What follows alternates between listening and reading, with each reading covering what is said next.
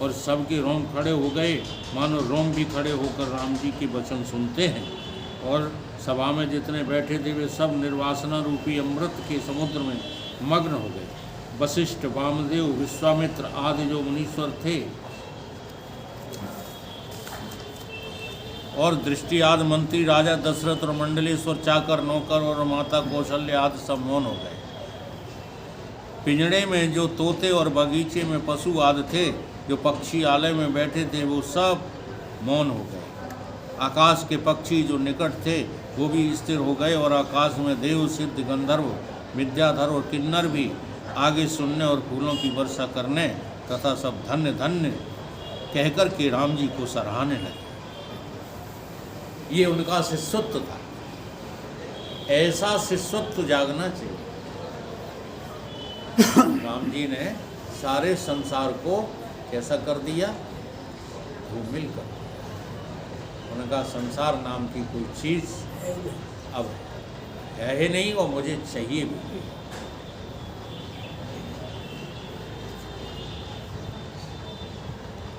जैसे माखन के पिंड उड़ते हों, इस प्रकार आधी पड़ी पर्यंत फूलों की वर्षा हुई और बड़ी सुगंध फैली।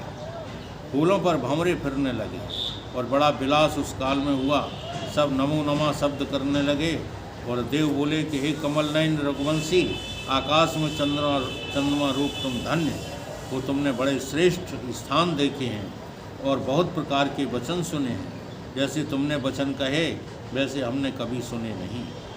ये वचन सुन के हमारा जो देवताओं का अभिमान था, देवताओं का, सो निवृत्त हो गया, और अमृत रूपी वचन सुनकर हमारी बुद्धि ठीक हो गई। हे राम जी, जैसे वचन तुमने कहे ऐसे तो बृहस्पति भी नहीं कहते। तुम्हारे वचन परमानंद को देने वाले हैं, तुम धन्य हो।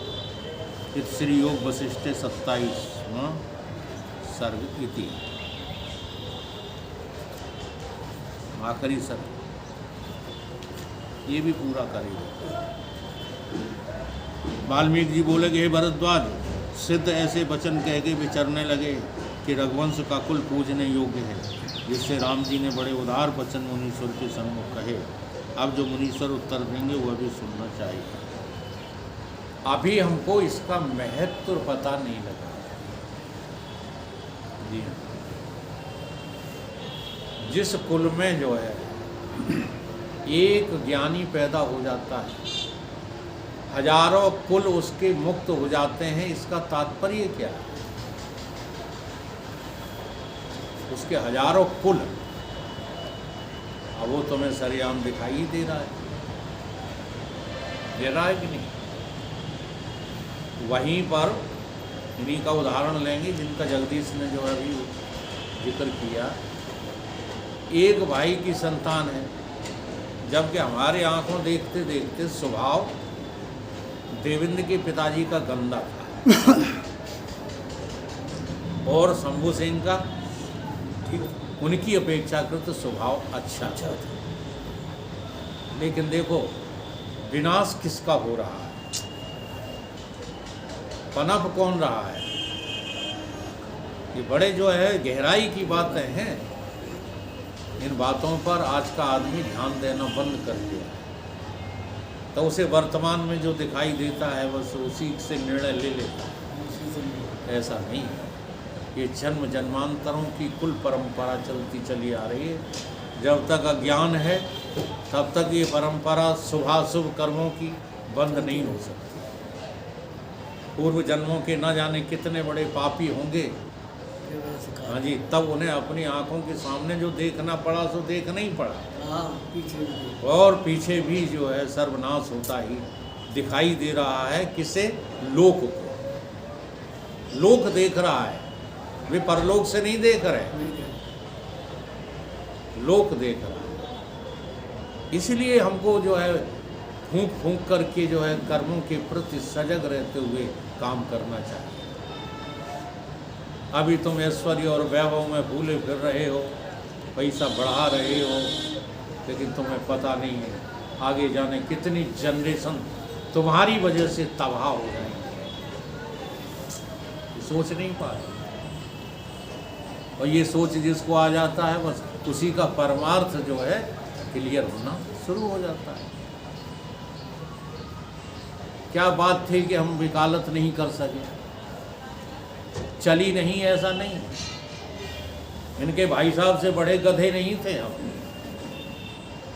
इनके भाई साहब को तो ABCD भी अभी भी कानून की ABCD नहीं आती है, और फेमस वकील फेमस है। क्यों?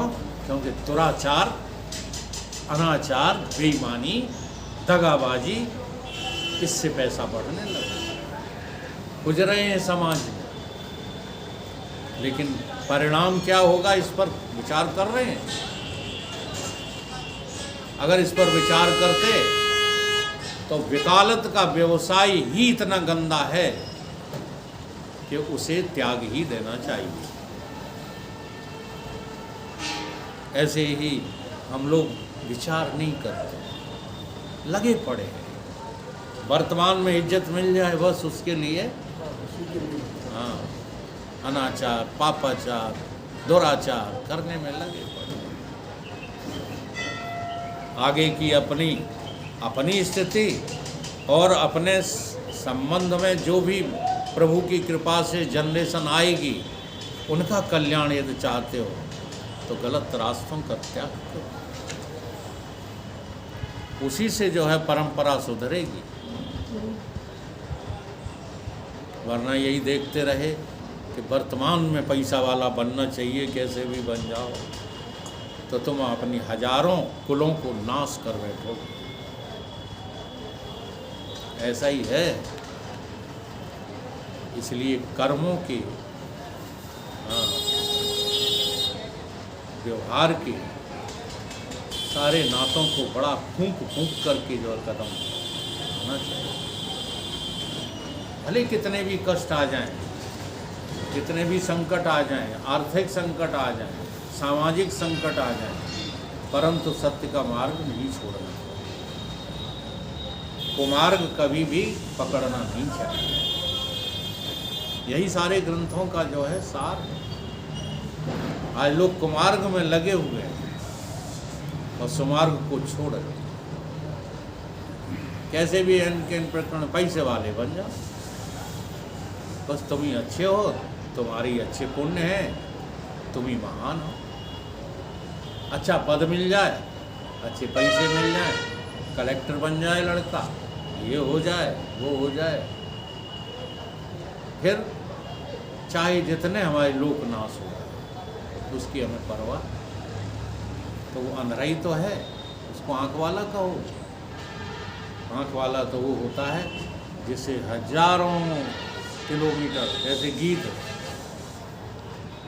कितनी दूर से देख लेता है, ऐसे ही मनुष्य की दूरदृष्टि होनी चाहिए। हमारे पूर्वज कहा करते थे कि हम गलत काम नहीं करेंगे, क्योंकि हमारी जनरेशन का सवाल है। आज के लोग कहते रहते कि हम सत्य नहीं बोलेंगे, क्योंकि हमारी जनरेशन का सवाल है। सत्य हम कैसे बोलें? हमने सत्य बोला कि हमारा सब कबाड़ा हो गया। हमने झूठ छोड़ा तो हमारा सब कबाड़ा हो गया। तो चाहे कलयुग हो, चाहे द्वापर, त्रेता, सतयुग, सारे नियम विधि के विधान के एक जैसे ही लागू होते हैं। ऐसा नहीं है कि सतयुग में ऐसा था, अब ऐसा नहीं करोगे तो भूखों मर जाओगे। बेवकूफ़ हो तुम, उनको कभी कोई नहीं मारता। इसलिए राम जी का जो है चारों ओर से देवलोकों से, सारे लोगों से, गंधर्व लोक से भी फूलों की वर्षा हो। धन्य है ऐसी औलाद, धन्य है ऐसे पुरुष जिन्होंने ऐसे महान शब्दों का जो है उच्चारण किया, इसके लिए कल्याण। अब है किसी को फुर्सत कल्याण मार्ग पर जो है किसी को बिठालना चाहता है कोई?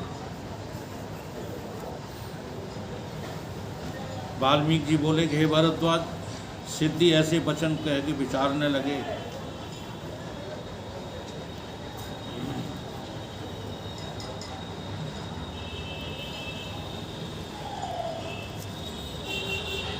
अब जो मुनीश्वर उत्तर देंगे वह भी सुनना चाहिए। जैसे फूल के ऊपर भंवरा स्थिर होता है, वैसे ही व्यास, नारद, कुलय, पुलस्त आदि सब साधु सभा में स्थित हुए। तब वशिष्ठ, विश्वामित्र आदि मुनीश्वर उठ खड़े हुए और उनकी पूजा करने लगे। पहले राजा दशरथ ने पूजा की, फिर नाना प्रकार की सब ने उनकी पूजा की और यथा योग्य आसन के ऊपर बैठे। उनमें नारद जी हाथ में बहुत सुंदर वीणा लिए और श्याम मूर्ति व्यास जी नाना प्रकार के रंग से रंजित वस्त्र पहने हुए मानो तारा गणों में महाश्याम घटा आई है विराजमान थे। ऐसे ही दुर्वासा, वामदेव, कुलय, पुलस्त, बृहस्पति के पिता अंगरा, भृगु और मैं भी वहाँ था। और ब्रह्म ऋषि, राज ऋषि, देव ऋषि, देवता, मुनीश्वर सब आके उस सभा में स्थित हुए। किसी की बड़ी जटा, कोई मुकुट पहरे, कोई रुद्राक्ष की माला, कोई मोती की माला, किसी के कंठ में रत्न की माला, हाथ में कमंडल, मृगशाला, किसी के महा सुंदर वस्त्र, किसी की कटी पे कोपीन, किसी की कटी पे सुवर्ण की जंजीर थी। ऐसे बड़े बड़े तपस्वी जो वहाँ आके बैठे थे, उनमें कोई राजसी, कोई सात्विकी स्वभाव के थे और सब विद्वान, वेद के जानने वाले, पढ़ने वाले थे। कोई सूर्यवत, कोई चंद्रमावत, कोई तारावत, कोई रत्नवत प्रकाशमान और पुरुषार्थ पर यत्न करने वाले यथा योग्य आसन पर स्थित हुए। मोहिनी मूर्ति और दीन स्वभाव वाले राम जी भी हाथ जोड़कर के सभा में बैठे और उनकी सब पूजा करने लगे। राम जी तुम धन्य हो। नारद के सन्मुख कहने लगे कि हे राम जी, तुमने बड़े विवेक और वैराग्य के वचन कहे जो सबको अच्छे लगे। अब ये थी किनकी सभा? विद्वानों की, जहाँ वैराग्य के वचन अच्छे लगते हैं, वो विद्वानों की सभा होती है। जहाँ राग द्वेष बढ़ाने वाले जो है शब्द अच्छे लगते हैं, हाँ, वो सभा विद्वानों की नहीं होती। जहाँ वाहवाही को जो है प्राथमिकता दी जाती है, वाह वाह, खूब बोले, खूब तालियां बजी, वो विद्वानों की सभा नहीं होती। विद्वानों की सभा वो होती है जहाँ विवेकपूर्ण वैराग्य की चर्चा आवश्यक रूप से की जाए। हे राम जी, तुम बड़े बुद्धिमान और उदार आत्मा हो। आप उदार आत्मा दृष्टि आते हो और महावाक्य का अर्थ तुमसे प्रकट हो रहा है। ऐसे उज्ज्वल पात्र साधु और अनंत तपस्वियों में कोई विरला ही होता है। जितने मनुष्य हैं वे सब पशु की तरह दृष्टि आते हैं, क्योंकि जिसका संसार समुद्र के पार होने की इच्छा है और जो पुरुषार्थ का यत्न करता है वही तो मनुष्य है। हे साधु, वृक्ष तो बहुत होते हैं परंतु चंदन का तो वृक्ष कोई कोई होता है। वैसे ही शरीरधारी तो बहुत हैं परंतु ऐसा विद्वान कोई विरला ही होता है। और सब अस्थि मांसी रुधिर की पुतले से मिले हुए भटकते फिरते रहते हैं। जैसे तंत्र की पुतली होती है वैसे ही अज्ञानी जीव हैं। हाथी तो बहुत हैं परंतु बिरले के मस्तक से मोती निकलता है। वैसे ही मनुष्य तो बहुत हैं परंतु पुरुषार्थ पर यत्न करने वाला तो कोई बिरला ही मनुष्य पाया जाता है। जो पुरुषार्थी हो ऐसा मनुष्य तो ढूंढना मुश्किल है। भगवान कृष्ण ने गीता में कह दिया, बहुना नाम जन्मा नाम अंते ज्ञानवान माम प्रपद्यते वासुदेव इदम सर्वम स महात्मा सुदुर। भगवान कृष्ण कह रहे हैं कि बहुत जन्मों के बाद, बहुत जन्मों के बाद इस अंतिम जन्म में कोई बिरला ही ऐसा साधु देखने को मुझे मिला है। कैसा? जो सर्वत्र जो है मेरे स्वरूप को देखता हो। तो इसी तरह से जिज्ञासु भी बिरला ही होते हैं, क्योंकि हल्के लेवल की जिज्ञासा से आप जिज्ञासु न समझो। छोटी मोटी बातें जान लेना, कोई पढ़ने वाली चीज़ समझ में नहीं आ रही पूछ लेना, ये जिज्ञासा नहीं। राम जी की तरह विकल होकर के रोना पड़ता है गुरु के सामने जिज्ञासु। सब कुछ त्याग दिया, अहंकार रहित होकर के त्याग, नहीं तो अहंकार पूर्ण भी त्याग होता है। जैसे एक समय की बात है,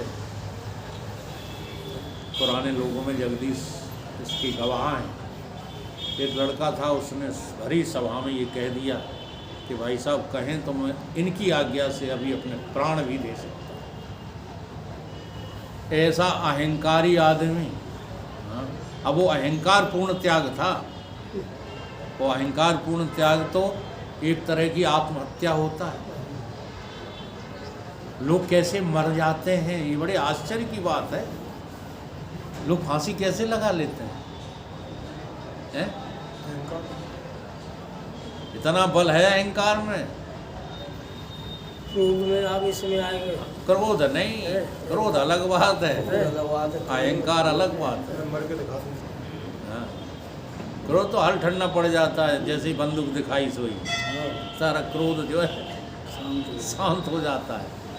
लेकिन वो देखो कितने बड़े अहंकारी होते हैं कि उनने लटकाई बड़ी तैयारी के साथ, फिर फांसी बनाई, फिर इधर उधर देखा कि कोई है तो नहीं। ये अहंकार के कारण ही होता है। आत्महत्याएं जितनी होती हैं सब अहंकार में जलने के कारण होती हैं।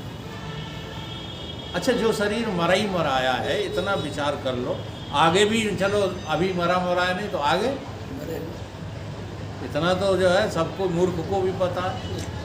तो जो मर ही जाएगा उसे काहे मार रहे हो? जो मर ही जाएगा तो एक अहंकार ही तो है कि लो न रहेगा बांस न बजेगी बांसुरी।